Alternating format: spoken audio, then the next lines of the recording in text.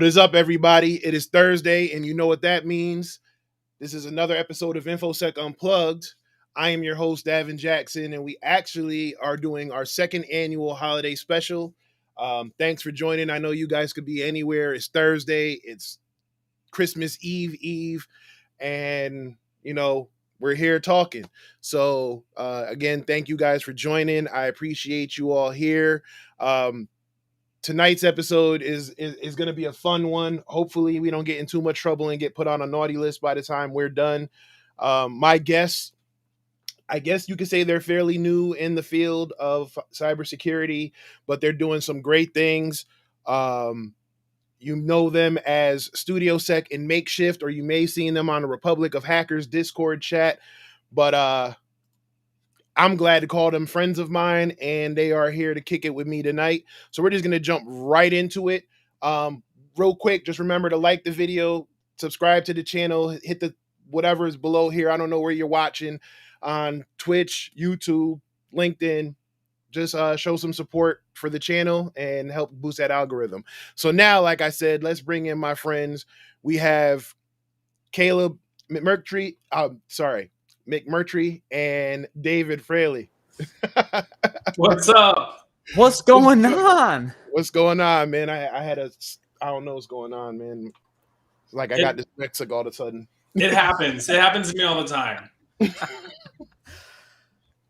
So, gentlemen, thank you for joining. And for those who might be a little confused as to what's going on right now, this is actually my first time trying to do this. We are streaming on Restream. So we are on Twitch, YouTube, and LinkedIn.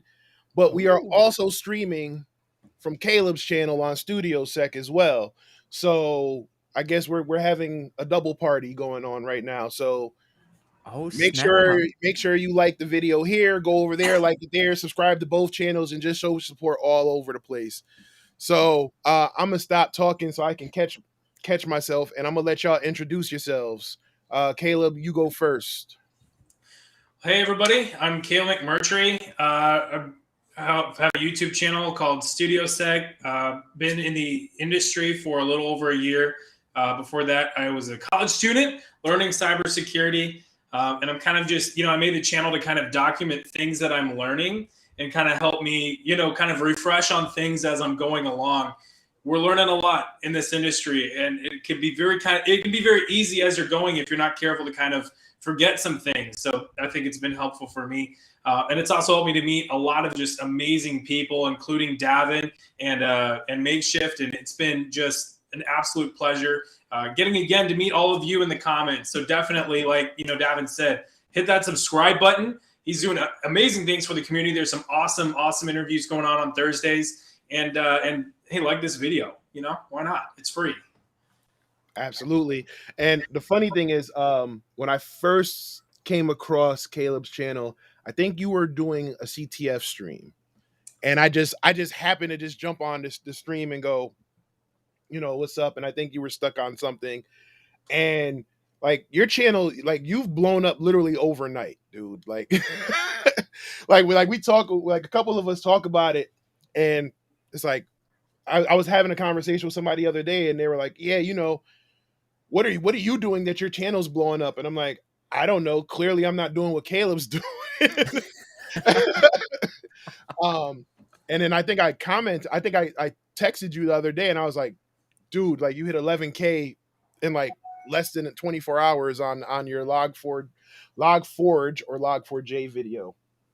So yeah, shout out to you. I see people in the chat, having some questions and stuff. We're gonna get to it, but let me introduce Makeshift next. So Make, it's on you. All righty. Hey everybody, David Fraley here, or better known as Makeshift on Twitter and Instagram and all other fun things. I am one of the other co-hosts on the StudioSec podcast for the Cyber Monday show. And I have been in the industry less than both of these guys. I'm in it coming up on, I'm a little over 6 months now. So I'm still the new guy, but I've been doing a bunch of things on Twitter trying to help people. And the other thing, if you're not catching me on Twitter, I'm also one of the admins on the Republic of Hackers Discord. So doing some some awesome, wonderful things over there, man. It is a busy time over there. Looks like looks like your signal's a little choppy. Oh no. I don't know what's been going on. I've been having it. That's literally what I was dealing with before I jumped into this. Like, is it still goofy? Nah, I mean, like I said, it looks like it's clearing up now. Looks like it was a little delayed. So anyway, let's get back into it. So hold on, let's because the chat is going nuts. So let's see. We have, I don't even know who that is, but Let's Talk says first. They're first, so I mean, congratulations on being first. Hold on. Actually, hold on. Here we go. There you go. Information and Fun Factory says, hello, how are you? I am great. Still a little exhausted. Come to find out, it wasn't even that I was having exhaustion or burnout. I think I might be coming down with something right in time for Christmas. Oh, that's you guys. Says, what are you going to discuss today? I don't know. I had some stuff planned. I have some questions, but I think the last time we all got together, it kind of went off the rails a little. So I think I enjoyed that. So Mary says, finally off work early to catch the live. Hey, Mary. Eric Bellardo says, I better see Christmas hats. I actually do not have my Christmas hat. I don't know where it is. I was looking for it before the show. We have Andrew says, yeah. Let's see. There's a couple more stuff. Says, we don't have any money in the wallet. I don't know I can't help you with that. So what can we do? Any way to support? Like I said, you can like the video, subscribe to my channel, subscribe to Caleb's channel. Whatever it is you guys can do. Like I'm, not looking for anything. Merry Christmas Eve. Eric says naughty. No, like I said, I'm not. I'm chilling. I'm behaving myself. And then there were some questions about pen testing and stuff like that, but I think we'll get into that. And then BDBD16 says, I'm in a staff meeting, but what's up? Nah, thanks for joining. I appreciate it. Cowpie is here, or Cowpie. Naya Moss says, hey, Naya. Listen, it is going crazy. Hold on. Where is it? Where are the beard ornaments? That's for makeshift. I don't do the beard ornaments. And GoPro Slowyo says that. we must decipher. Oh shoot. So all right. So anyway, again, thank you all for joining. Let me just go back over here. Thank you all for joining, and you guys know I love y'all. Everything, y'all keep it going. And you can ask me or the guest anything, but please keep it clean and respectful. That is all I ask, so we don't get in any more trouble. We already have Cyber Papa watching over us. So the pressure's on. Did he just call me Cowpea? I kid. Listen, how people be not pronunciating their names and stuff, whatever. Listen, it's been a long week. All right, so Make, you talked about you being fairly new in the business, but how did you get started? And then we'll go to Caleb after that. Ooh. Well, to make a long story short, a lot of what I did was the networking stuff to really get myself into the industry. When I first started, I've told this story 100 billion times. But what happened was it 2020? I ended up getting laid off from my job for 3 months. Started off just being like, hey, I'm just going to play video games all day. Just I'm making a ton of money. I'm just going to sit here and chill. And it lasted for about 2 weeks before I literally was just like, I need to do something to engage my mind. Like, I'm a very technical person. And I ended up going on Udemy and finding one of the Cyber Mentors practical ethical hacking courses and jumped into that and just fell absolutely head over heels for hacking and cybersecurity and just wanted to learn everything about it. So I just kind of went head first into it and decided to start connecting with people on Twitter and, and just engaging with people, and one thing led to the next, and it was like all of a sudden it was like I don't want to say like I blew up, but I feel like I kind of did, because I had like this mass following all of a sudden, and it kind of baffled me. No, you blew up. I was there. Well, because it was I seen it. Yeah, it was like I was kind of like scared. I was like, oh my gosh, like I went from having like 300 followers to like 2,000. It seemed like overnight, and I'm not like one to sit there and count followers or anything, but it was a lot of people, and I was just like, I don't know why you're following me, but thank you. And just in other engagements that I had with people, I ended up making a connection with somebody that was the VP of a cybersecurity, department of a very big company, and was like, hey, I see all the stuff that you're doing on Twitter. I see you passed your SEC plus. I see you're doing stuff on the Try Hack Me, on, you're running a Discord channel. You're helping people out on here. Like, I see a lot of passion and a lot of drive. I want to give you an opportunity. Do you want to come and work for our company as an information security analyst? And I was like, where do I sign up? Get me out of help desk, for the love of God. And yeah, that's where I've been at the entire time. So you said something, but we're gonna get back to that in a second. Caleb, how'd you find your start? Well, I feel like I kind of like originally started. I'm gonna thank my dad. He kind of got me started very early. He taught computer information systems for like 14 years at Missouri State, and kind of got started teaching cybersecurity along that road. And now he teaches cybersecurity like the whole department over at a local private college in Missouri. So he like got me kind of interested in that track, and I was kind of like, this is kind of cool, but I hate math. So I guess it was kind of like a love-hate relationship. And then school came along, like time for college, and I was like, well, I got to learn something. And this still seems, like a pretty interesting field to get into. And the further along in classes I got, the more I was like, this is actually kind of like awesome. I'm really enjoying this. And I've kind of continued, I guess, to discover my way. I've had some fun. Like we actually met, in the chat during that Capture the Flag stream, where I was kind of like very lost and figuring out what not to do while trying to hack something. Yeah. But, learning red team, that's fun. I've been working blue team, and, I'm kind of enjoying the conversations that I get to hear about like some of the high level management stuff on cybersecurity. And I just feel like the more that you unpack, the more interesting it gets. There's just so much nuance to it. There's so many niches you can just drill down into. So yeah, that was a long path to a short answer.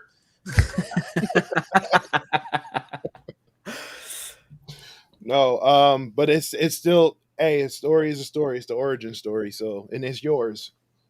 Now, mate, you were talking about basically you were sitting around and just decided, you wanted to, I guess, make that change. On top of besides boredom, what about cybersecurity made you go, that's the move? Well, I had gone to a community college, and I'd spent roughly 9-10 years getting a 2-year degree in cybersecurity. And so I already had like a little bit of a background in it. Like I knew, and the reason why I even jumped into that was probably the way a lot of other people do, is they sit back and they're like, wow, cybersecurity, I've heard it's a real big, area you can make a lot of money in. And that's literally what drew me. I was just like, okay, it's a good place to make some money. And so I had this degree and I was working in help desk, and I was just like, I got to do something with it. I don't want to be one of those people that has this degree and it's in something that they had initially wanted and then they never use it. And it's like all this money that's wasted and all this time, that is just gone now. It's done for. Right. So that's literally what made me want to go even further. And I was like, okay, I've got this degree. What can I do with it? And didn't really know what to do. So I literally went in and I typed in like cybersecurity, and I'd always watched some of these movies with hacking, and I was like, oh, hacking could be, kind of cool. Like I've always been, a semi fan of Anonymous, not like I don't agree with everything they do, but that's beside the point. I just like hacking. It sounds fun and sexy and everything. Mm-hmm. And so then I just typed in hacking on Udemy. And one of the very first things that came up was, Heath Adams' practical ethical hacking course. And I was just like, it literally starts you from the ground zero all the way up to, intermediate stuff. And I was just like, this is a great place to start. And then it was, from writing the Python scripts to, the thing, and I'm sure a lot of other people can agree with me on this. The thing that really drove it home and got me just hooked was breaking, popping your first shell on a machine. When you do that, and then you're like, I got root on this machine. I'm going to do some real fun stuff now, like it's like this weird, like adrenaline rush, the sense of power almost. And you're just like, all right, now that I've got this, what else can I do? And that's essentially, I'm sorry. That was the Final Fantasy victory theme. That was literally what popped in my head the first time I got a shell. Mine was like, and I'm somewhat old school with the gaming. Mine was like the fireworks that happen after you jump on the flag in Super Mario Bros. That was like my firework moment. I popped shell and I was just like, oh my God. Yep. Like I am Mr. Robot. But yeah, no, there's something about getting that root one, that very first shell, and then seeing that $ turn into the pound sign or hash sign, whatever you call it. There's just something about seeing that and then typing that who am I and getting root or NT, what is it, authority or whatever it is, and it's like, yeah, I belong here. Yeah. This is what I do. So I mean, so Caleb, you guys now, how long before you got into cybersecurity, how long were you before you started working, how long were you in the field? I mean, that pretty much as soon as I graduated, I was working at like a small nonprofit. It was kind of like I don't know how to put it. Like there were some cybersecurity things that I was doing. I was kind of doing like all the IT things because I was like the only IT dude.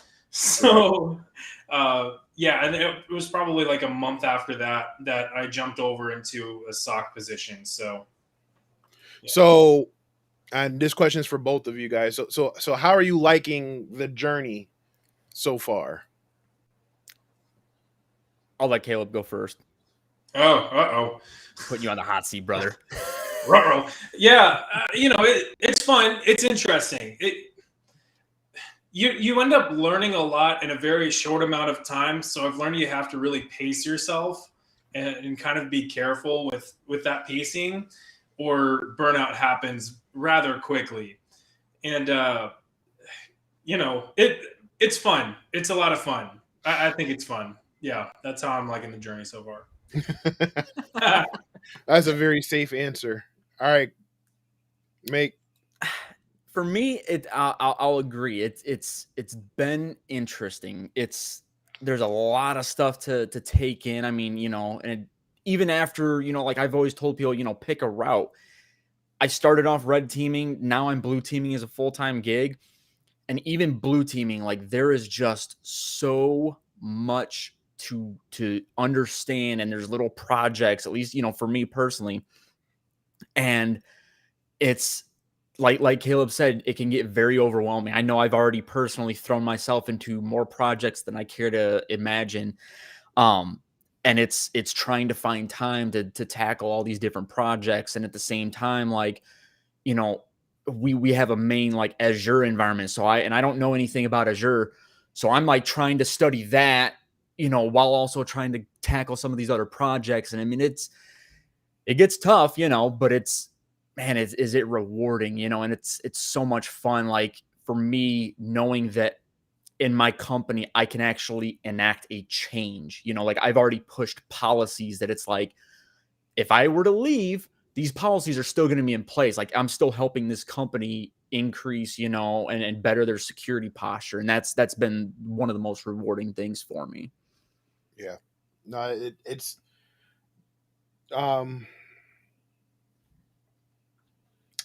yeah, no, you can it's definitely a rewarding. It can be rewarding. It can be a lot to handle. Caleb and I were talking offline about basically, trying to soak up like a sponge as much, but it's a fire hose of information. And that can lead to burnout fairly quickly. For me, it was a lot, but I had, I guess, tunnel vision. It was just basically me and the job. And when I came home, it was me and my books or me and my labs. I didn't have a lot of, I guess you can call it, the outside interferences. So the Twitters, the Discord, the things like that. So yeah, it was definitely interesting, but it was I guess you could say it was boring sometimes when it's just you, right? It's just you in the lab. You can't really talk to too many people because not too many people know what you're talking about. I try, like, my wife does her best to follow along, but I can notice sometimes when I'm talking and immediately, like, I can see it in her eyes. I'm like, I know exactly where I lost her, right? I'm like, I try to do this and this exploit isn't working and I'm trying to figure out why and I'm trying to mess with this to get this shell. And she's like, and I'm like, yeah, okay, forget it. but yeah, it's definitely yeah, the journey can be interesting, and I will say that, yeah, just absorb what you can, take your time, pace yourself, and yeah, don't get burned out. I got a question for you, Davin, if that's okay. Go ahead. You kind of mentioned it was easier before, like Twitter and everything, to kind of pace and not burn out. Now that, because you've been working for a minute, right? And you've had, you've worked pre-Twitter, but now you're working, with Twitter and with the YouTube channel. How do you keep that pace without burning out? Because, I mean, just Twitter and work alone, or really just work in this industry, can be alone to, like, cause burnout. But now you're piling on social media and you have, like, a whole YouTube channel. Yeah. How do you, and a family, not to mention that, how do you manage that and not burn out? To be continued. I figure I'm learning as I go along. Honestly, every time I do experience some type of burnout, I sit back and kind of reflect, and I try to make sure I try to learn from each time, right? So every time, like the one I'll call it the infamous burnout of 2019 or 2020, was it? I don't even remember. When I was like, I'm out, I quit. It was burnout, but it was also a lot of frustration for other things. So you have to take that moment to reflect. Sometimes it's a difficult conversation you have to have with yourself or even your loved ones, because, like you said, it takes a toll on not just you, it takes a toll on your family. So I try to listen, and I know she's in the chat. I try to listen to my wife as much as I can. I take what she says into consideration. I pay attention to my kids and take what's going on with them into consideration. Obviously, if there's something that goes on that requires my attention immediately, it's full stop. Right? No, that's it.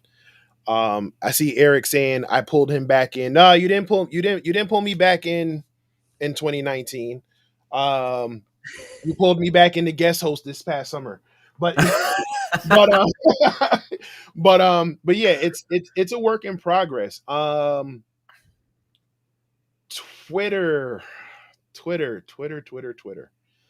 Twitter. It's like how much time do you have? Oh man. Hey, David Bombel just followed me. So yeah, Twitter. It can be Twitter. I treat Twitter like what my mom told me about girls when I started liking girls in my teenage years. And she said, girls can be the greatest thing that can happen to you, or they can be some of the most ruthless that you ever did see. And that's InfoSec Twitter. it can be very helpful. It can be it can be a gold mine to find people like you guys or Eric or Ty or Erica Cooper, who I met through Twitter last week, who was on the show last week. I met her through Twitter. Brandon Robinson. I met a lot of people I met through Twitter. John Brepp. Everybody here tonight, most of them were from Twitter.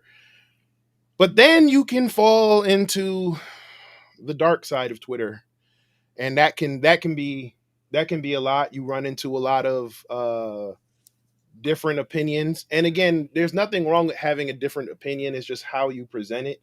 Mm-hmm. Like, everybody has a different point of view. Like my experiences are different from Caleb's. Caleb's different from Make's. But when you start to, I think I said this when I was on your show, when you start to do certain things to mislead, or you're doing certain things for the wrong reasons, that's where it starts to get messy. And that's what you see that goes on with Twitter. So with that, honestly, I just kind of stick to my game plan. Like, I have a bunch of little automated tweets. If I'm promoting a show or promoting a blog post, I push the button, I share it, and then you don't really see me interact. That's how I deal with Twitter. As far as the content and everything else, you just kind of try to find the time. And that's still something I'm still trying to learn. I wish someone would give me the cheat code, but it is what it is. So let me see what's going on in the chat. Eric said, InfoSec drama. And then he said, stop getting in hot water. No girl talk. No, it's not. Man, listen. I've been in hot water all the time. Leave me alone. Boiling water equals home. Yeah, the water's got to be at least like lukewarm, right? Like, yeah, but hot's better. Like, there's an InfoSec hot tub. I was gonna warm water, right? It's only water. But yeah. So is mine. Yeah. Zero sugar, so that's good. Well, yeah. See, it's all about health and balance. But yeah, like I said, it can definitely be a lot. So take me. Well, actually, before I even do all of that, because you asked me about my balance, but you have your own YouTube channel, and like I said, you literally blew up like 10 minutes ago. Right? Well, I mean, in the grand scale of YouTube, it's like a hand grenade next to a supernova. There are, Mr. Beasts out there, but yeah, you got something you got going on and make. So I'm gonna ask y'all in this order.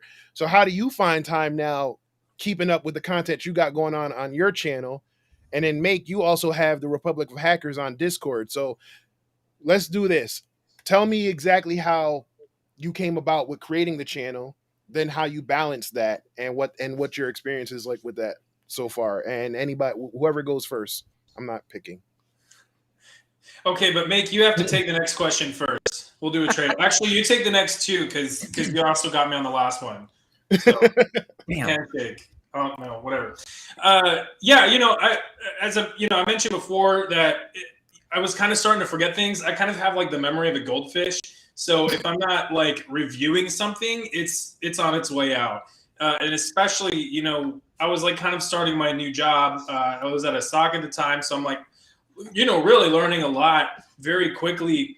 And I was kind of realizing that like whenever, like there was a lot of stuff in the Security Plus that I wasn't necessarily forgetting, but I was just kind of, taking an extra minute to kind of recall some of it. And it wasn't necessarily like, getting really frustrating, but it was definitely something that I was noticing. I see Eric Blardo saying, you can't spell lost without LT. Definitely lost LT moments there. So to kind of find my way, I wanted to kind of make some steady guides for myself, but I learned best with video. So kind of making videos, about some of the Security Plus topics and just general cybersecurity stuff that I had already learned and wanted to review.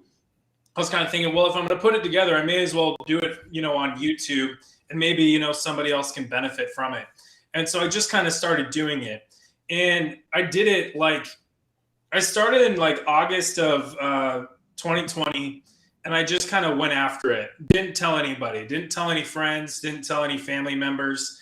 I still do not want to, I don't tell coworkers. I'm just starting a new job, not telling anybody about it. And just kind of like putting out content.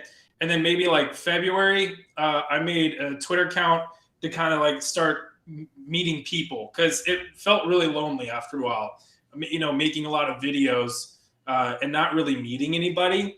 And that was also kind of like very much in the pandemic. So my wife and I were just kind of like trapped at home. Routine was just kind of becoming a thing. And it was that burnout. I mean, we were talking about burnout. Yeah, it was hitting pretty hard. I wanted to keep making videos, keep up with work. And it was just getting monotonous after a minute. And so kind of getting on Twitter and talking to people, it kind of got me thinking, I could not just make YouTube videos that are like, reviewing concepts and stuff.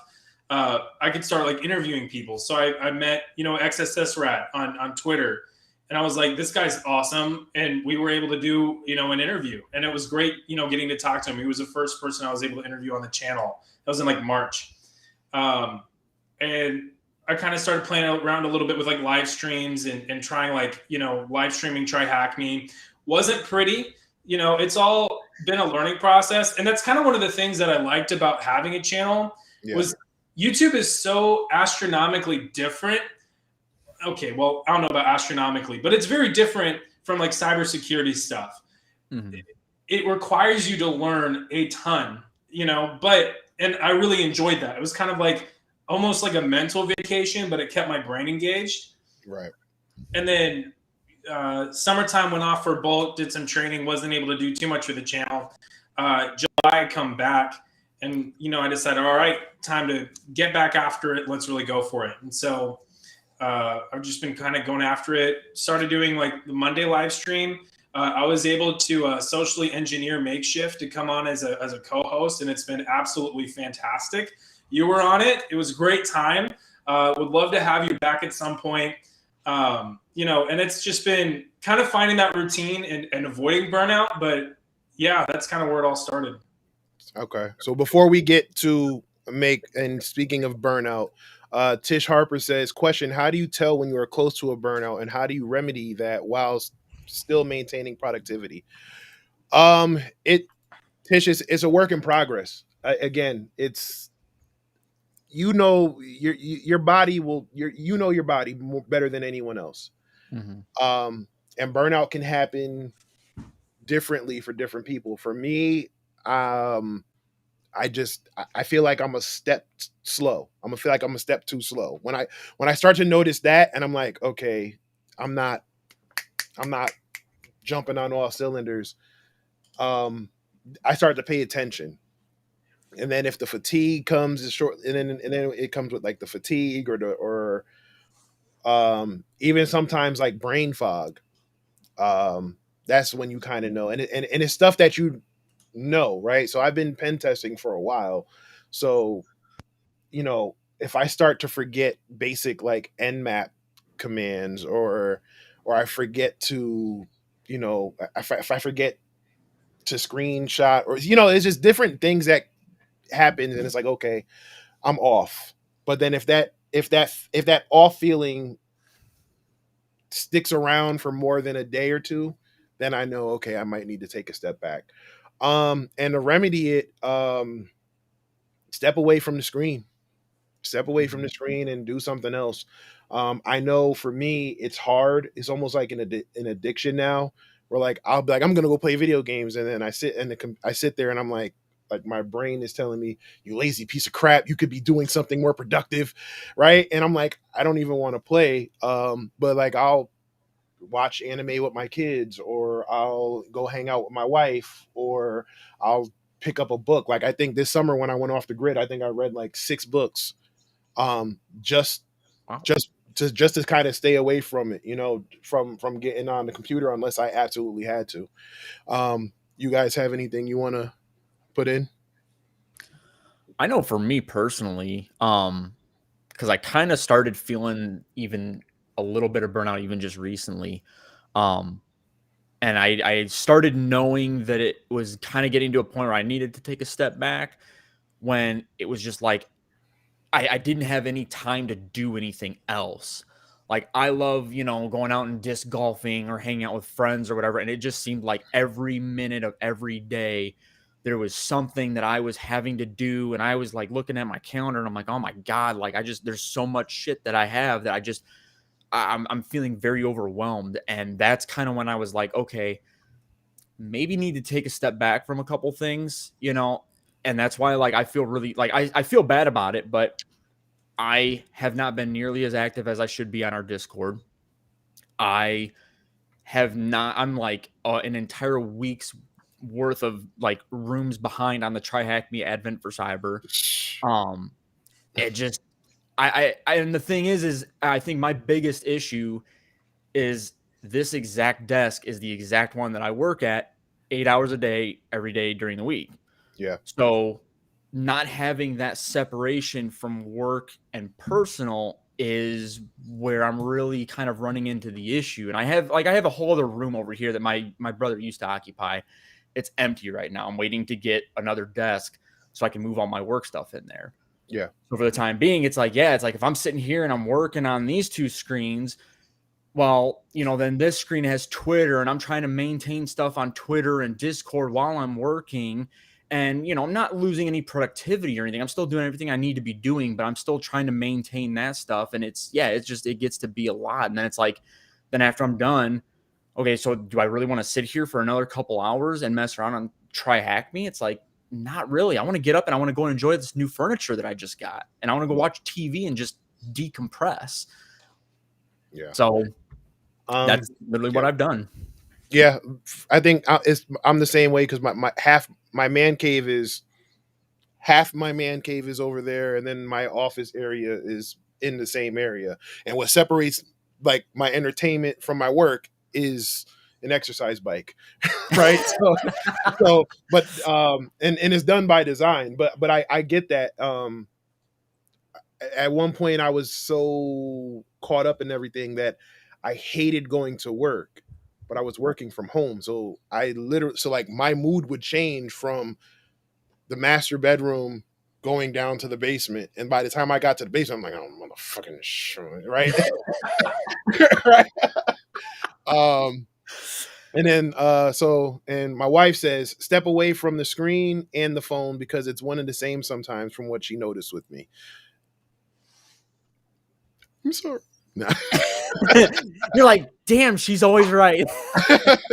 So let's see. Infinite Logins. Harley says, Merry Christmas. Hey. And it says, don't beat yourself up. It's okay to slow down and enjoy life. Naya says, that's great. You definitely need the mental and physical separation. Mm-hmm. No, you definitely do.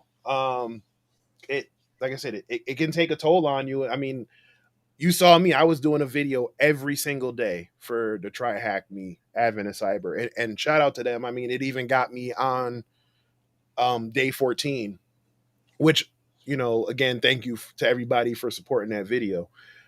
But I sat down Saturday and I just couldn't do it. Like I was like, I was gonna do it Friday, and then Friday and I said, I'm tired. I'm not gonna do it. And then I got up Saturday and I sat here for like a good hour. Like I told everybody, I'm gonna go downstairs, I'm gonna start doing the video. And I sat there and I set it all up. I started to answer a couple of things, and I just sat there and I was just like, I just don't have it in me. And that's kind of been what is all week. Like I caught up, but I haven't been able to do the videos. And I keep telling myself I'm just going to do a catch-up stream. But now I'm so exhausted that I'm like, by the time I do the catch-up stream, it's probably going to be like a 3-4 hour stream. And I'm going to get exhausted from that too. So now I'm just going to play it by ear. It's just, you got to do what you got to do. Go ahead. I think, we were talking about social media earlier, and I think that can even make it worse, where you kind of like get in the game of like comparing yourself to others. You're seeing people kind of posting their wins all the time and how they're kind of grinding it through. And props to them, because it's work. We're talking about how it's tiring, and it's, great that they can do that. But if you're kind of in a different headspace or in a different life period, it's not, and I do this all the time. So this is kind of like me talking to myself almost right now. Like, don't like compare, they are very much, they are where they are and they're learning, and it's great. But don't hurt yourself trying to get up to the same speed. It's okay to be in different phases and at different speeds at different times. And social media that's another one of those spaces. It'll get you and it'll kind of wear you down, even without the drama. Like, it's all positivity. It's kind of like, dang, why can't I have that? Yeah. So I've moved on from that social media envy. I've moved past that. It's more with the content, right? It's more with the YouTube stuff, because it's trying to figure out.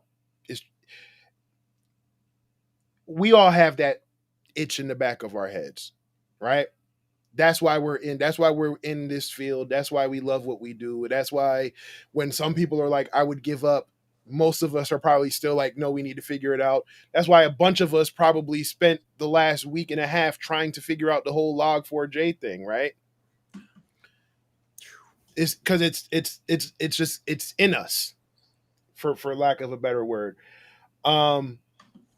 So with YouTube, that's one thing I can't figure out, right? Like, I can figure out how pen testing work or how to deal with APIs and break that down.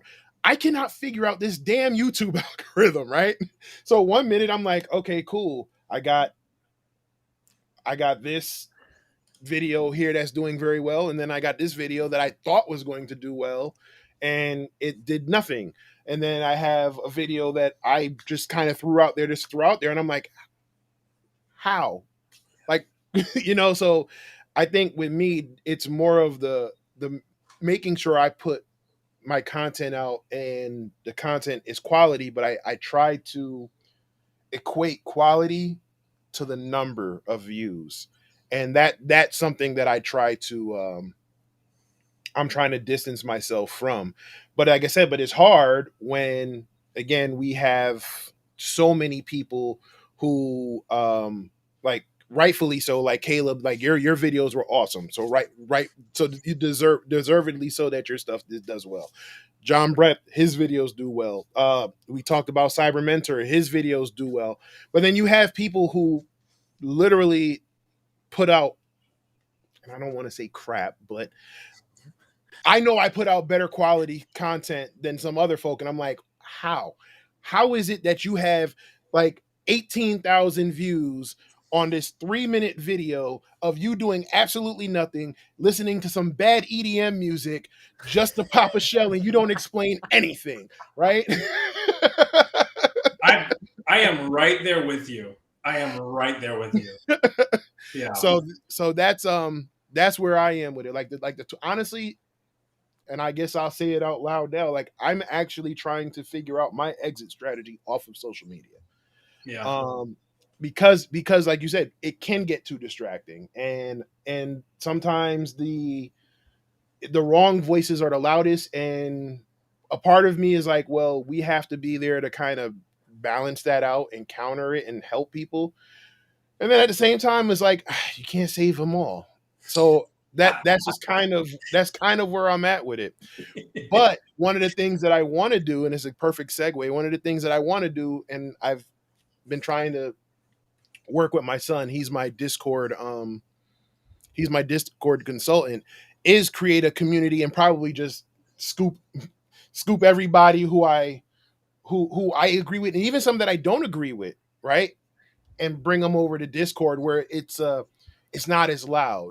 And one of the channels that I do follow, I haven't been on there lately, is the Republic of Hackers, which Dave, you said you created. So tell me how that came about. And I know you said you haven't been on there lately, but what's that like, running that? Man, that is a monster all in its own, man. If you figure out how to get stuff, going on that, you let me know. But well, it all started, I had my own actual Discord. Like, it was one that I specifically spun up the whole 9 yards, and it was called Hackers United, I think. And I had a number of people on there, and the whole like motive behind that was, I just want to help people, whether it's helping them learn how to hack kind of alongside me. if it's helping them to get jobs or pass certifications or just learn something new, like whatever it is, I just want to help them.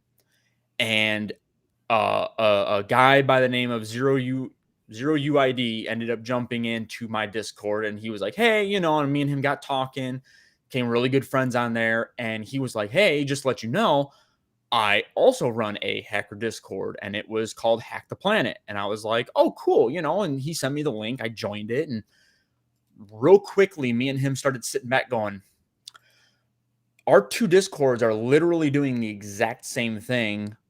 Why don't we merge them? And I was like, great idea. So we ended up talking, kind of figured out the logistics of how we were going to go about doing that, and ended up merging them. And we stayed to Hack the Planet for a little bit. And then after we kind of got, our admins figured out and some staff, figured out as well, we eventually merged it into what we now know as the Republic of Hackers. And it has had its ups, it's had its downs. It's something that we've got 10 people as part of like the ROH staff, and we're all still trying to figure out like how to grow this, how to go about, keeping it active, having more and more people like engaged in stuff, like what can we do events? Can we do, CTFs? Let's create teams for those. Let's bring people on and have like scheduled talks, and have them, revolve around a particular topic. I mean, it is a monster, and I absolutely love it some days. And some days I'm like, man, I just need to get away from it, because it's a lot. And, I know you guys, I know Caleb was talking even about how like Twitter can be that, where you see other people kind of succeeding or learning stuff at a faster rate. Discord, I almost feel like, because of how much time I spend in it, like I'm in there every single day, I just might not be active in them. But I mean, I'm seeing people in there all the time just destroying Try Hack Me rooms. We have a guy that has almost an entire like 365 streak on Try Hack Me. Wow. And it's like, what? Like, you have a family, you have a full-time job, like, and I mean, I'm talking almost for a while there, he was streaming every single day on our channel, like stuff that he was doing. And I'm just like, dude, like, how do you do that? Like I'm up, I'm like, I've got an apartment now that's all on my own. So I'm, responsible for the upkeep and the maintaining of it, but yeah, I mean, like I said, I love that Discord more than anything. I mean, yeah, it's a fantastic thing that I've helped create, and we've helped people get jobs and certs and, just learn new stuff. And yeah, but it can wear on you a little bit. Yeah, well, see, and that's like I'm looking through it now, right? And I'm like, I mean, the channels you have, like, I think I counted somewhere like what, almost 30 different channels, right? You have 30 different channels. You have, I can't even tell you how many members are in there, but and to me, it's like it's not the nonsense that you get off of social media. And sometimes, yeah, sometimes, but you know what though, it's more controlled. You know what I'm saying? And I think when done properly, it can be, you know what I'm saying? And in the community, just the community vibe of it, just the people genuinely wanting to help people. Like I pop in and I try to stay quiet. Like I'll just pop in and like I'll pop in. Like I think there was a one last week or the week before, and someone was doing a stream, and I just kind of popped in, just like, hey, how's it going? Just to kind of get a feel for it. But yeah, it looks like there's a lot going on. So, I mean, that can be intimidating in itself. And then the last thing you want to do is run a cybersecurity Discord and then like have weak security controls in place because you don't know what you're doing. And then, that's a whole monster in itself. But hold on real quick. Let's see. Infinite Logins was talking about when we were talking about the YouTube algorithm.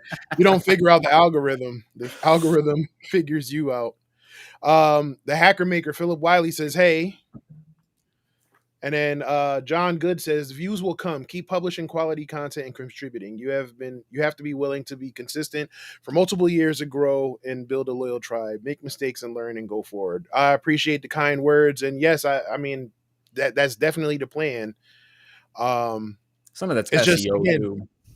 yeah, it's just frustrating again, but then when you're doing it while working full time, while having other side projects, because it's not just work, social media, YouTube. It could be writing a blog or course creation or something like that. JM says, "Is a network plus necessary to land a job in the future for someone that is interested in becoming a pen tester in the future?"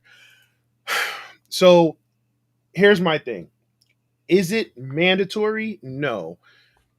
Is it extremely helpful? Yes. Do you need to get your CCNA? No. Should you learn subnetting, OSI model, TCP versus UDP, and your basic ports? Yes. Can you learn that without getting a certification? Yes. Will the certification help you on your resume? Yes. So take that information and make an informed decision. I say that because there's, again, a lot of different voices say a lot of different things. Me personally, I would say, unless you don't know how to put a computer together, or you don't whatever, you don't really need the A plus, network plus, security plus, pen test plus, and then just do a whole bunch of hands on for a while. And that would be my starter kit. Like I said, you can get the CEH because the CEH is still popular amongst companies. But I see a shift in Pentest Plus. And again, we talked about him earlier, the Cyber Mentor. I actually just got off the phone with a job recruiter who asked my thoughts about the PNPT. And like I said, I haven't taken that exam. I took his ethical hacking course that ended up being the PNT for the PNPT, and I think it's great. So yeah, that's just my take on it. 325 days on Try Hack Me and not even in the cyber field. Scott King. That's the guy on our Discord. Wow. Yeah, he is I have literally called him. I'm like, dude, listen, I didn't know AI was that advanced because you're a machine. I'm gonna do to applaud that one, because that I think I'm on day 20. Well, if I log in today, I'll be on day 22, and that's probably been the longest streak I've done for a long time in anything. Let's see here. Eric says, "I love it when someone says I just passed OSCP or EJPT."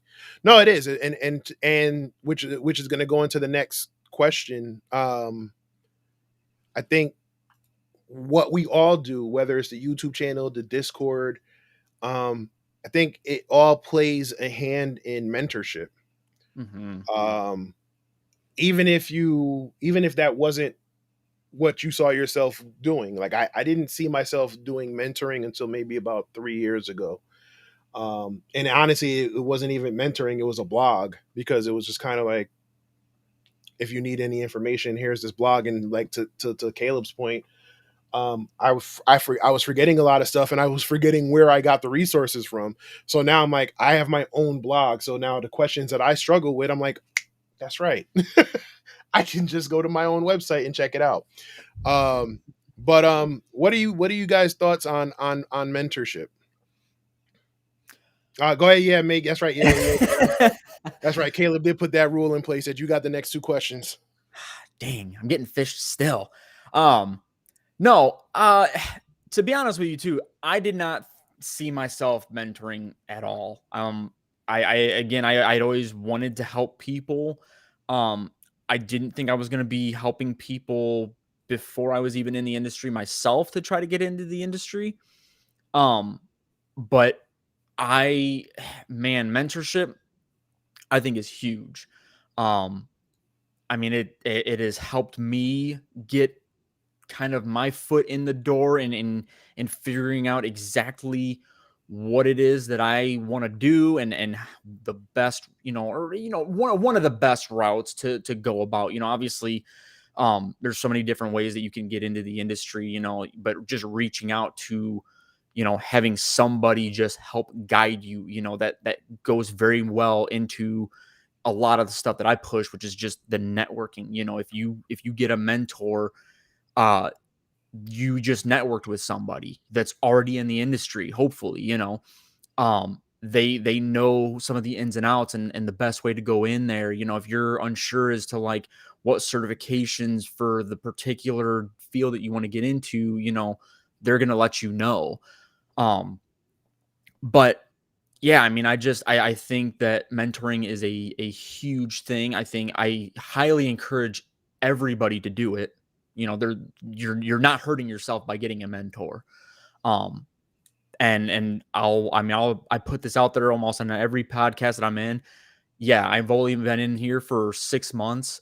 I'm still learning the ins and outs of stuff myself, but my DMs are always open to anybody. If you have any questions on the industry, on anything that I could possibly help you with, if I don't know what it is, I'm reaching out to these two guys. I'm reaching out to other people that I know will have the answers, and I will get that answer to you.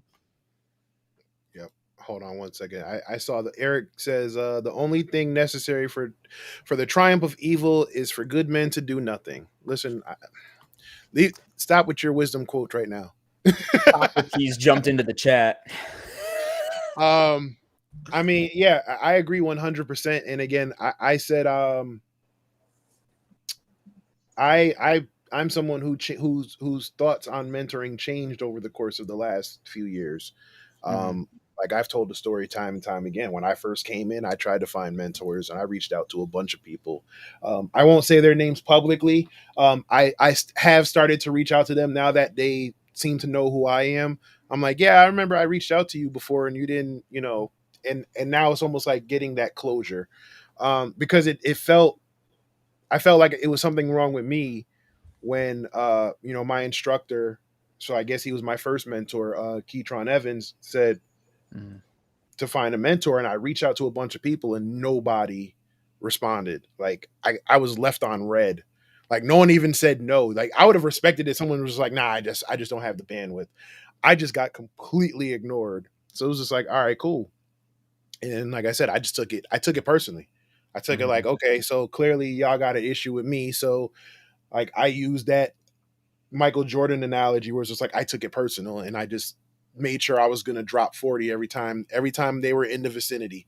And I used that for so long to motivate me to get certifications, to progress when I was tired, when I was dealing with burnout, and I used that to push me a little bit further. And then when I finally just broke, it was just like, okay, so that's bad. Let's not do that anymore. But that was my driving force for so many years.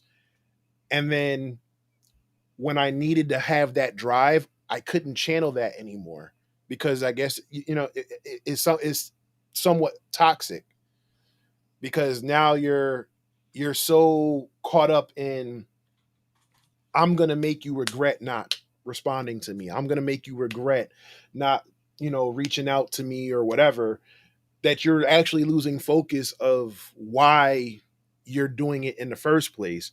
And like I said, and then that runs into things like, yeah, you're not listening to your body or you're neglecting your health and stuff like that. So, that's how it was. And then, like I said, in maybe the course of the last couple of years is the good side of Twitter, meeting different people. It was like, oh, okay. And then also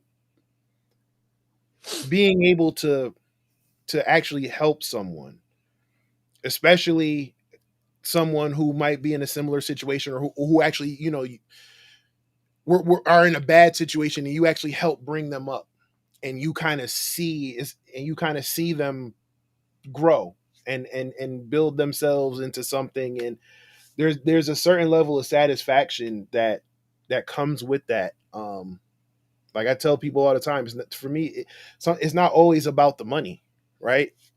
Sometimes I'll respond and I'll help you out just because, and it's not the money can't be your only deciding factor.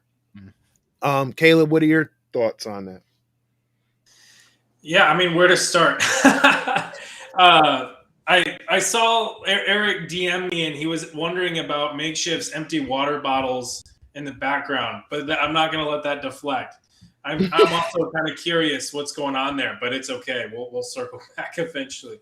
I think on mentorship, I count myself as an incredibly blessed person because really both of my parents, they both just taught me a lot. They mentored me about, I mean, not just cybersecurity stuff, but just like how to be a dude.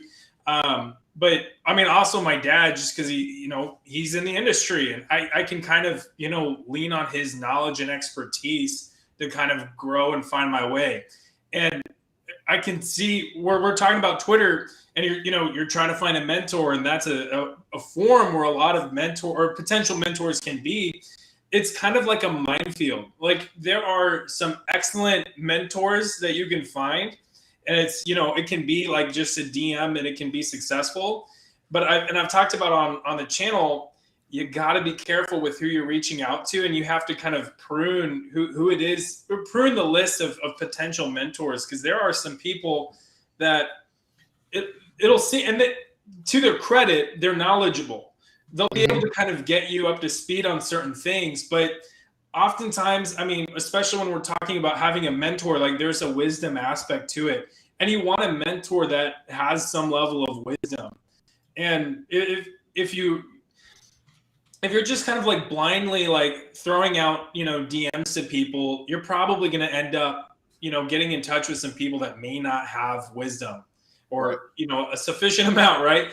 And it's complicated. It can be very, very hard. A lot of people that are brand new to the industry, unfortunately, this is my worry, and this is kind of one of those things that gets me kind of like, it's a little stressful. A lot of people that are trying to break into the industry are listening to not good sources of people, right? And it's hard. Yeah. So no, it is, and I think it goes back to the point I was saying where I said part of me is like I don't want to keep up with the nonsense, because unfortunately the wrong voices are the loudest, and those are the ones that seem to get listened to. But that's what, to Eric's Socrates quote sorry. Yeah, the worst thing you could do is do nothing.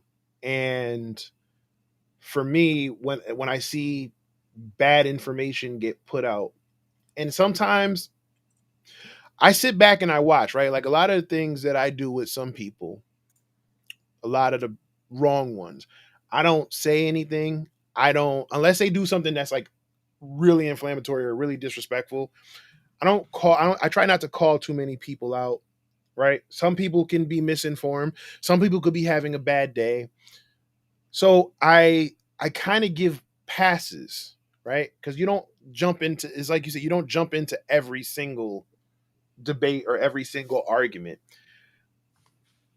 It's when I start to see that misinformation or that lie pick up traction, or I start to see that they're doing it, but you can clearly see they have ulterior motives. Where it's like, don't listen to this person, listen to me. And then like I said, I think I said it on something else previously. It's like the 50 Cent and Ja Rule thing from years ago, when 50 Cent came out and said, oh, don't listen to Ja Rule no more. All he does is sing in his songs, and his music is crap. And as soon as he pushed Ja Rule out, what did he do? He started singing on his hooks. He started singing about, what I'm saying? It's the same thing. You have people who are like, you're trying to discredit the people who are really trying to make a change, whether you're calling them scammers or whatever it is you want to do, and then trying to get those same people to follow you and whatever it is you got going on. That's when I start to have a problem. When I start seeing things like, and Caleb and I have had a few laughs over this one, but when I start seeing things like, you're a fraud in this industry if you can't like program, right? Like, guess I'm a fraud.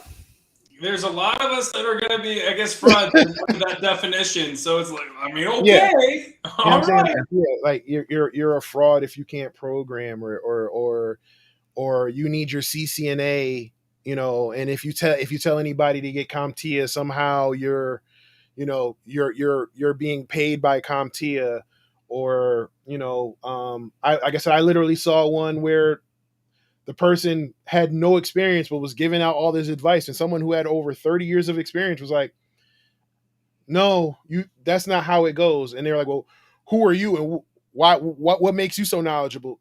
The person was like, I literally have 30 years of experience. I'm literally a manager.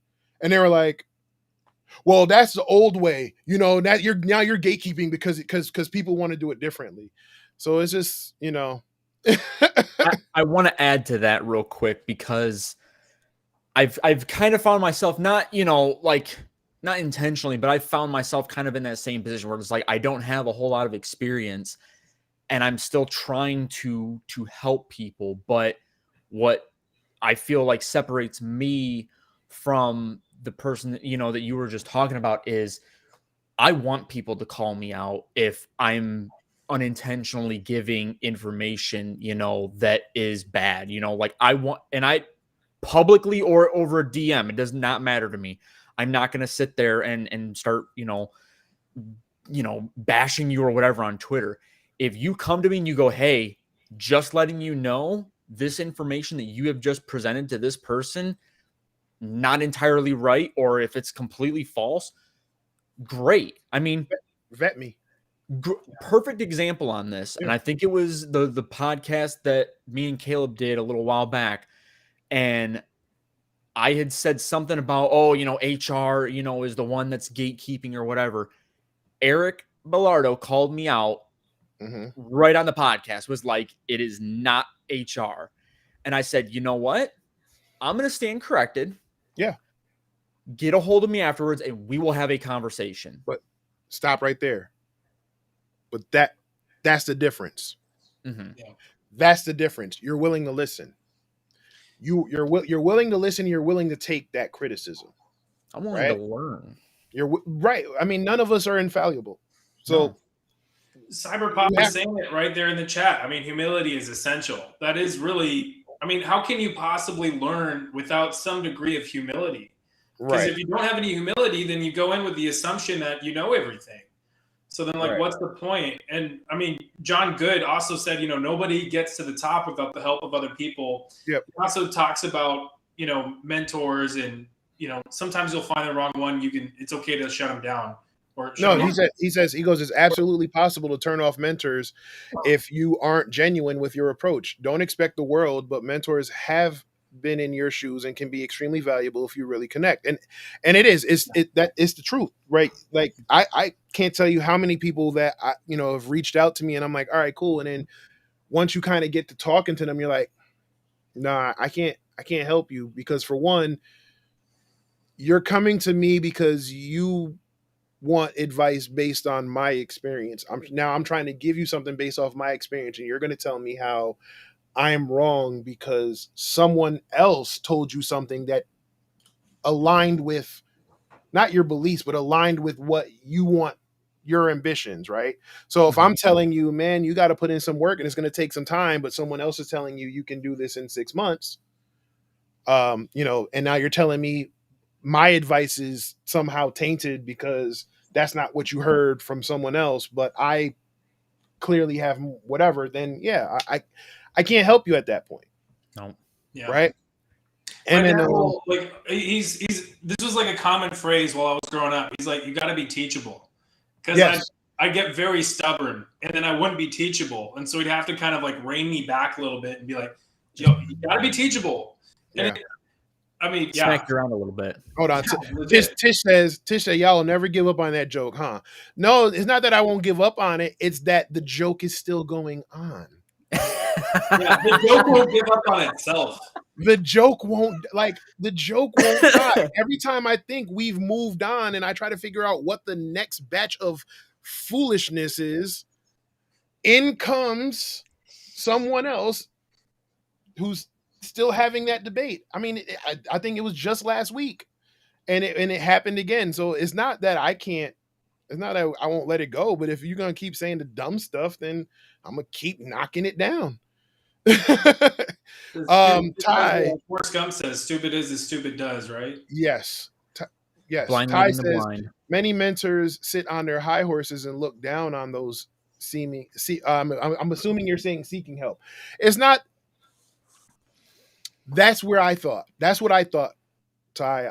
And again, going back to having discussions, that's how I felt when they didn't respond to me all those years ago. I felt like, oh, they're looking down on me, like, oh, whatever, or they're trying to hold me back or whatever. Whatever my motivation was. Some of them might legitimately feel that way. Just look at what's going on Twitter with that other jerk instructor who said that thing to that lady recently. And I'm trying to be, I'm not trying to give too much light to that, but you have people who are intentionally trying to hurt people, and then you have some people who don't even know they're trying to hurt people, and then how it was explained to me was, you reached out to them to be a mentor for a reason. You probably reached out to them because they're really good at what they do. And if they're really good at what they do, they're probably busy. So, and again, that's how I felt. That's what led to me doing the blog, because now I was like, okay, well, if someone reaches out to me and I'm too busy and I can't answer the questions, what are the questions that most people ask me? Cool, I'm going to write it down now so I can just refer them to that blog. So you do have some that are sitting on their high horses or gatekeeping or whatever it is you want to call it. And then you have some who are legitimately busy, especially this time of year with all the cyber attacks and everything going on. So, and hold on real quick. Eric Bellardo says, Makeshift is at 4,999 on Twitter. So if you guys have not followed Makeshift on Twitter yet, please be number 5,000. Kev Tech says, you need to be teachable and willing to learn. Some mentors don't have patience with someone that doesn't want to learn and wants to be spoon-fed. Yes, yeah, absolutely. Like, I'm not going to take the test for you. So that's my take on it. So let's get into the last batch of questions. So speaking about mentoring and speaking about, people being willing to learn, if someone were to come to you right now and ask you, actually, no, let me not do that one. Let me not do that one yet. Whoa, okay, now I'm curious. Let me not do that one yet. He's got to save the best for last. Oh no, you're right. You guys know what the last question is. No, actually, yeah, let's do that. So whatever. So if someone were to come to you right now and say, give me a quick elevator pitch on 3 tips or 3 pieces of advice to get into tech, what would they be? Whoever goes. While Caleb looks like he's thinking about this, 3 tips on how to get into InfoSec. Do your research, because even just going back to mentors, and I can speak for this personally, if you come to me with a question that I'm able to Google within 5-10 minutes, yeah, I'm going to be not upset, but I'm going to be like, I really wish that you would have done a little bit of research, because then you could have come to me with a better question that maybe you wouldn't have been able to find on Google. Be careful. I got in trouble for this one. I want to hear that story. I prefer, if you're, I don't want you to go to me, what are some hacking certs that I can get? Google it. You're going to be able to figure all of that out without me having to even tell you. If you ask me, certain things that are maybe more important, in hacking, I might be able to help you a little bit more on that. But just one, I always tell people, at least try to do your research. If you give me a better starting point than what's the best side of InfoSec to get into? I have no problem helping you, but please do your research. It helps me out and it helps you out in the long run, because even in this industry, there's a lot of things you have to do by yourself. You have to research stuff. 2, I always tell people to network. That is how I got my job in the industry. That is how I've made so many friends in the industry. And I say friends because I've literally, not only do I talk to these people about other things outside of InfoSec, but I also learn from them on all different things InfoSec. So, do your research, network, and, home lab. I think anything, whether you're blue team, red team, or whatever, purple team, a home lab is going to help you immensely.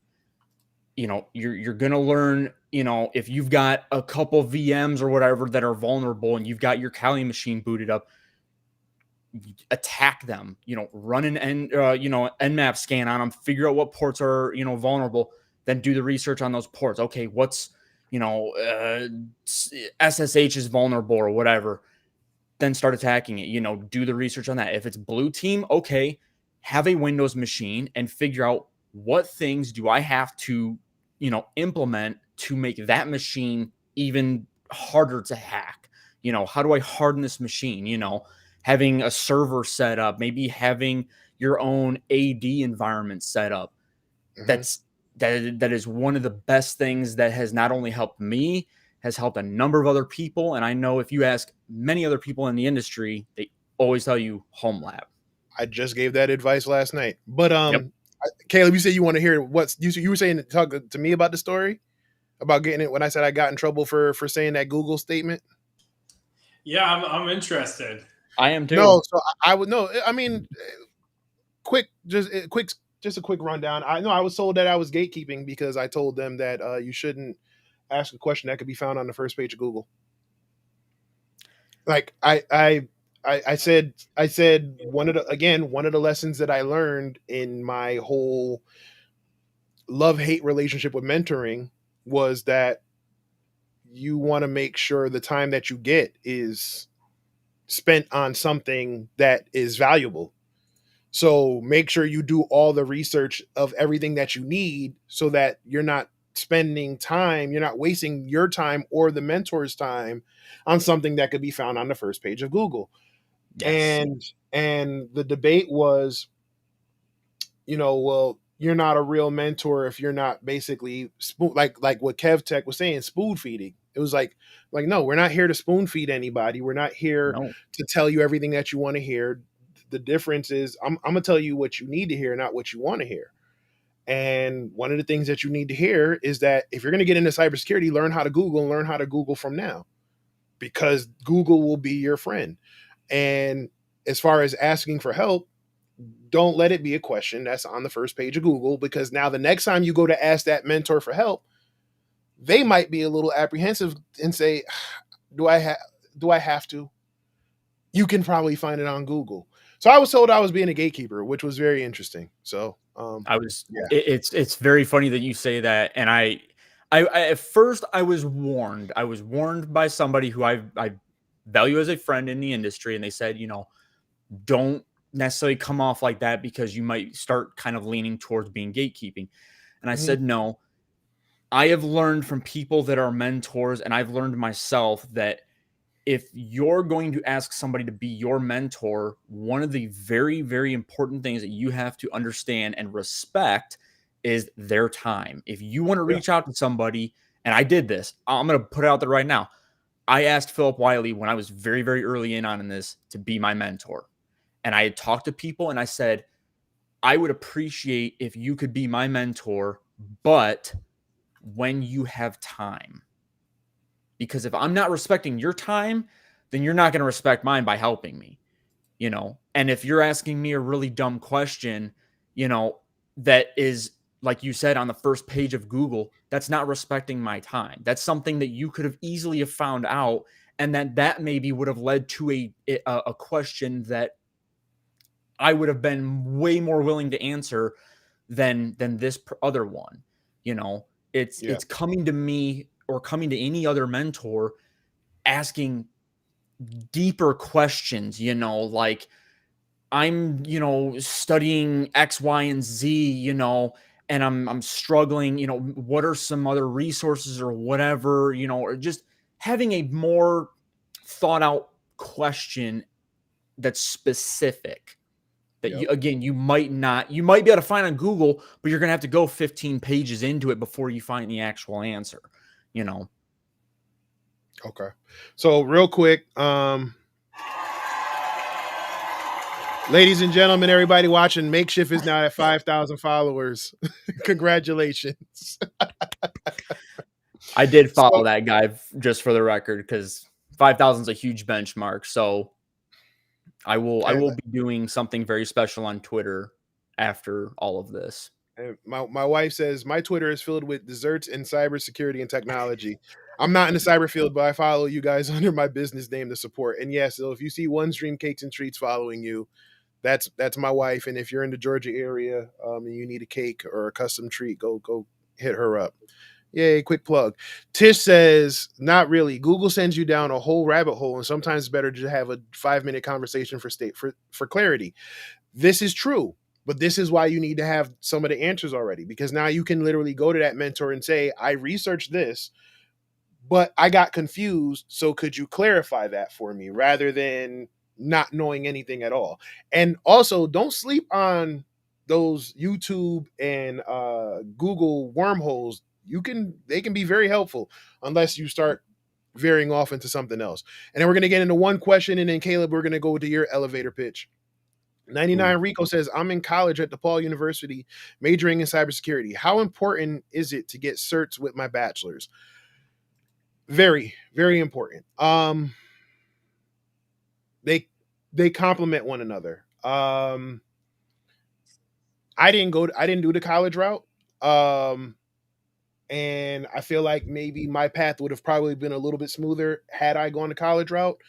But I definitely feel like even with the college degree, you definitely need to get some certifications to reinforce it, because the bachelor's degree is great, but you still need to be able to speak or do the hands-on stuff.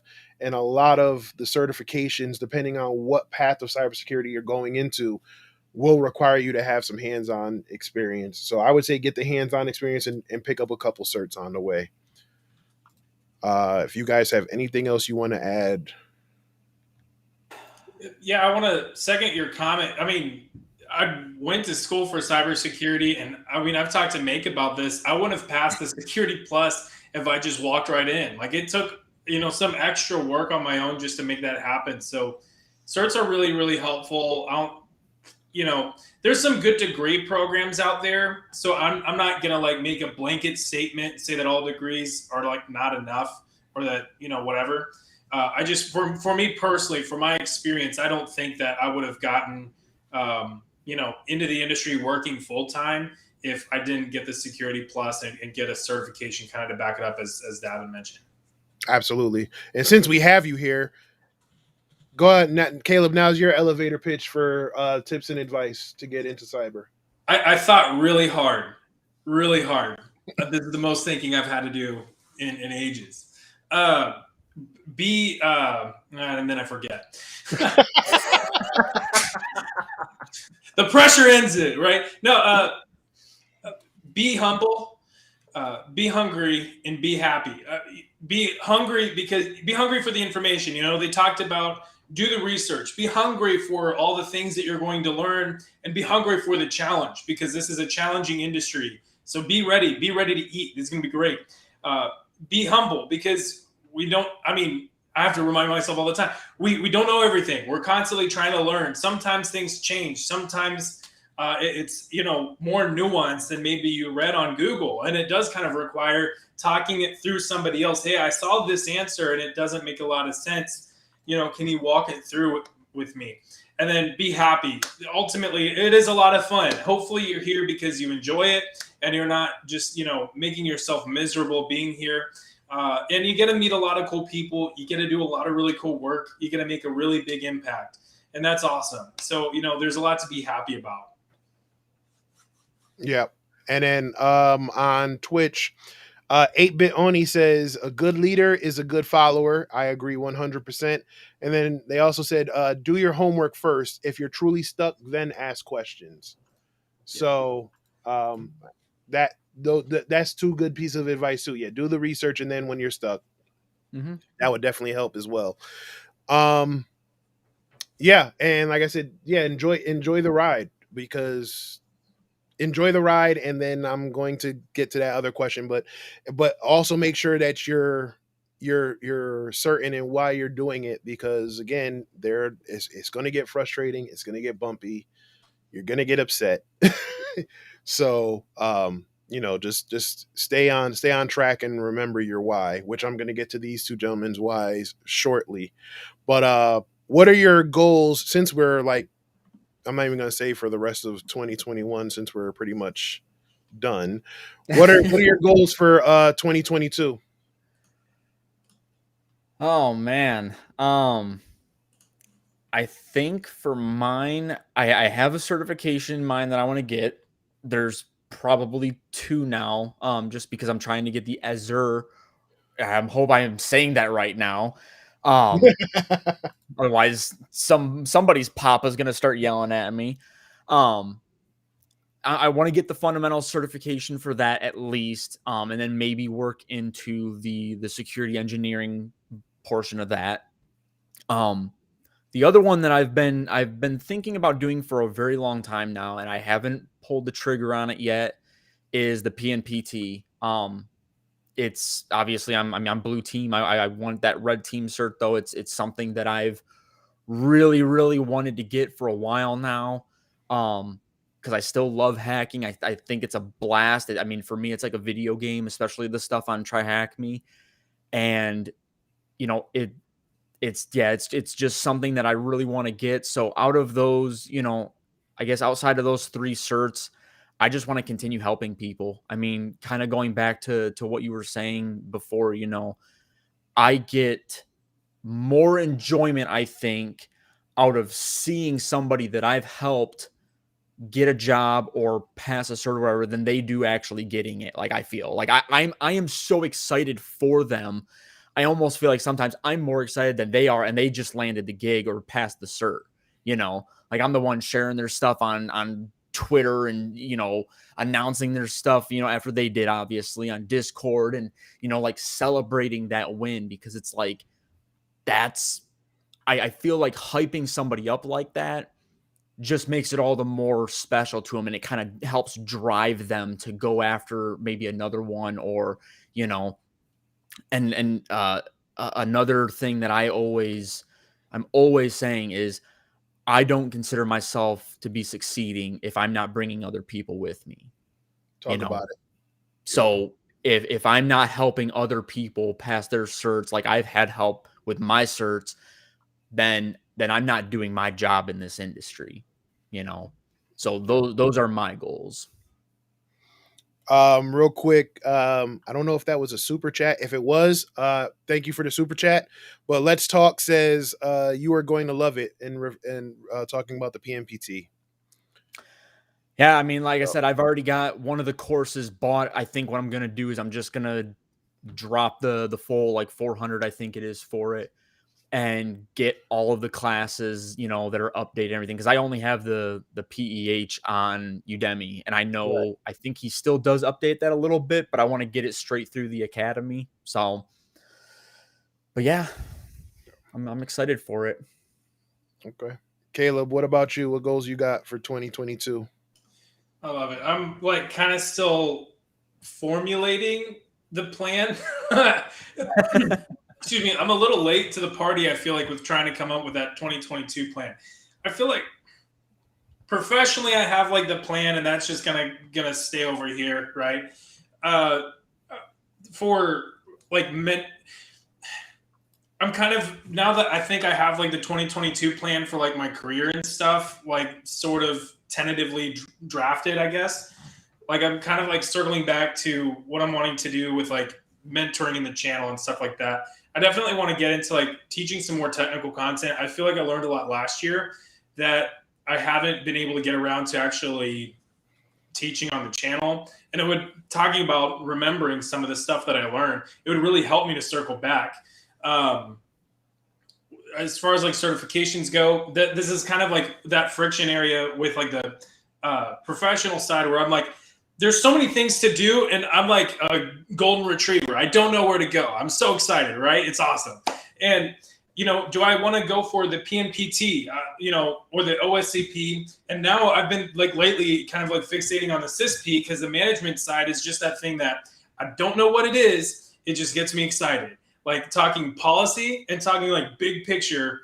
I love it too much, right? And kind of deciding what that next phase is going to be. I did the Cyber Mentors PH course last year. Loved it. Learned a lot. So I feel like I could like brush up on some stuff, do some more practicing, and give like the PNPT, give the Pentest Plus a push. I've been like studying for these things, and like I feel like priming myself up for things, but I feel like 2022, I need to just kind of start going after it, and probably circling back on the channel and teaching and sharing some of those things that I'm learning. So, yeah. Well, just to respond to something you said real quick. No, you're not late to the party with fleshing out the goals, because I still haven't figured out all my 2022 goals yet either. I think we talked when I was on your show last about what was next for me. Someone had asked that, and I said I probably want to go into the teaching area. So that still weighs heavy, as something I want to do. But a lot of the things that I've been thinking about, honestly, haven't really been too focused on cybersecurity. There's a couple things, obviously, cloud and IoT I want to do. Focus more like API hacking has kind of been starting to be like my niche. So I'm probably focused a lot more there. There aren't any really certifications or anything like that. But I think 2022 for me will probably be a make or break year as far as this channel, the content, and everything that I got going on. Like you said, we've kind of been sitting on things for a little while, and now it's trying to make that push. So that's kind of where I'm at with it. Hopefully next week when I do my year in review talk with Lab Every Day, I'll have a better idea. But that's what I got for now, subject to change. So we talked about the goals. We talked about the advice. So you guys know the final question if you've seen the show. For those who don't know, I asked this of all my guests at the end of the show. What is your why? I went first. You go first, Caleb. Fine. To kind of circle back to Eric Bilardo's Socrates quote, and I forget that again. Crap. Here we are. I feel like I've always been kind of driven by like wanting to make an impact and wanting to contribute to something bigger than me. It's really why I have gone after a lot of the things I've gone after, why like professionally and personally I've had the interests that I've had. And I feel like I feel like culture kind of makes it so inward focused that whenever you're able to kind of like turn and focus on something bigger, it's almost like a revelation. Like you gotta, it's different. I think it's better to kind of try to achieve something that can help other people, that can kind of provide longer term change for the better. And that's really something that I think a lot about, that I'm constantly kind of trying to audit myself and the things I'm doing. Like, is this making things better? Am I making a better impact? Is this helpful or is it not helpful? So I think that's kind of my why, Yeah. It's your turn, Caleb. I'm not Caleb. Your turn, mate. How dare you? It's late, man. Look, it's been a rough It is week. late. Man, I was trying to think of maybe a different thing than what Caleb was saying, but yeah, I mean, it's just trying to make a change, in everything that I've been trying to do, whether it was in InfoSec or I did video game stuff before this, I was always trying to make changes, make things better than what they were. And I've really kind of found that I've been able to do a lot of that already, even just for being as new as I am in the industry. Like I said, I mean, with the Republic of Hackers Discords, we've had guys literally get jobs because of something that I have helped create. They've had jobs for, because I've referred them to somebody, or I've, I mean, I literally just helped a buddy of mine get out of a low paying job into a help desk position like a month ago, and for me, that was huge. It was just like, it was a 15K increase in his salary, which was huge for me. It was just like, dude, you deserve this, and in helping people pass certifications, like I said, I get so much more enjoyment out of that. And I'm bringing more people into this industry. And I think, for as much as I love the red teaming stuff, I feel like being in blue team, I can really make more of those changes. And it doesn't matter what company I'm at. It's like, I could get into a company that has very, poor security structure and come in there and be like, okay, these are some things that we need to change to really, harden your entire network and environment. And it's and helping them, so that they can maintain their day-to-day business practices, or better their business in some way. It's like, well, you were able to, focus on the business side of stuff while I was focusing on the security. It's just one thing off of your plate that you don't have to worry about, and just, yeah, I mean, I and it's been something I've always wanted to do. I've loved helping people. Okay. So, love both the answers. And I'm on board 100% with both of you guys. Like, it started off obviously as a better way to, provide for your family and, find a stable career in something that has job security. And now it's, yeah, I want to see people win. I want to see people, use that talent, or again, that itch in the back of their head, and they don't know what they can do to scratch it. Now, it's almost like giving them, here, scratch away. I genuinely get like excited and happy when I see people say that they've, they passed a certification, or they got a job, or, they're even if they're working on something new, it keeps me going. So, yeah, I'm with you guys 100% on that. So, ladies and gentlemen, hold on, let me make sure. Okay, make sure there wasn't anything.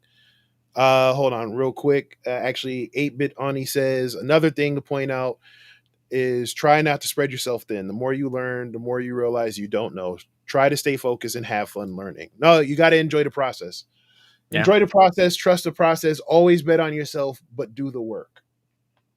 So that's my take on it. So, ladies and gentlemen, this has been another episode of InfoSec Unplugged. I have been your host, Davin Jackson. These are my guests, Caleb McMurtrey, and 5,004 followers now, Oh, David Fraley. So, again, thank you, gentlemen, for joining. I appreciate it. Like I said, it was a little hectic trying to follow the stuff, but it was great doing the dual stream.